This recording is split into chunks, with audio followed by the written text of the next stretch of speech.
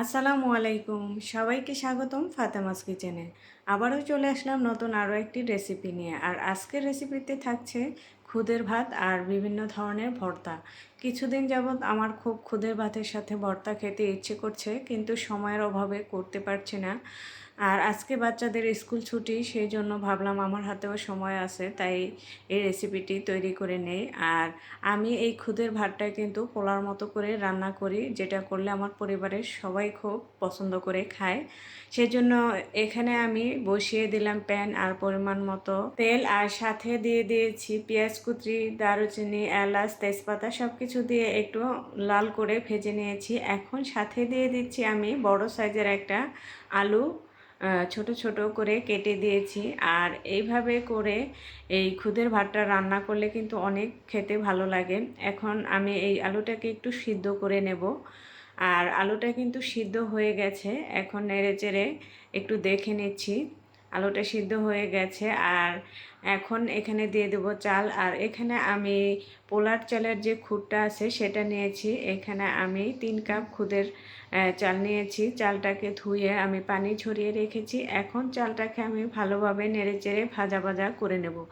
আমি এই খুদের ভাতটাকে সেম পোলাও যেভাবে রান্না করি ওইভাবেই রান্না করি, তাহলে আমার পরিবারের সবাই খুব পছন্দ করে খায়। আর এখানে আমি 4 কাপ গরম পানি দিয়ে দিলাম। 3 কাপ চালের জন্য আমি 4 কাপ গরম পানি দিয়ে দিয়েছি।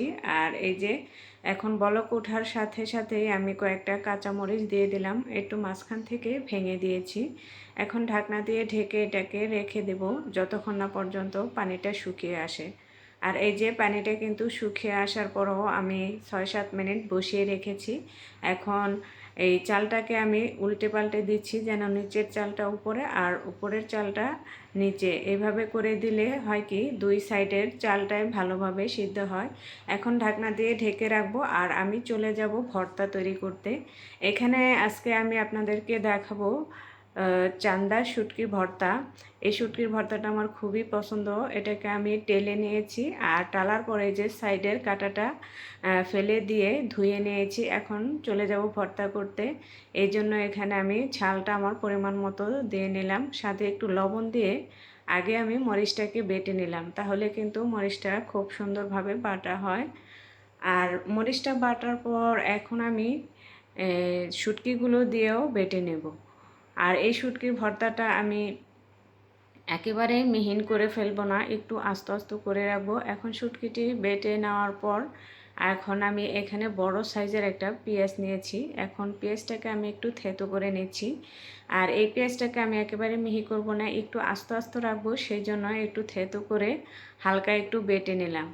এখন আবারও আমি পেঁয়াজটা শুটকির সাথে মিশিয়ে হালকা হাতে একটু বেটে নেব, যেন শুটকিটা আর পেঁয়াজটা একসাথে ভালোভাবে মিশে যায়। আর এই যে এদিকে ভর্তাটা রেডি হয়ে গেছে, এখন চলে যাব খাওয়া দাওয়া করতে। এখন আমি এই যে খাবারটা প্লেটে নিয়ে নিয়েছি।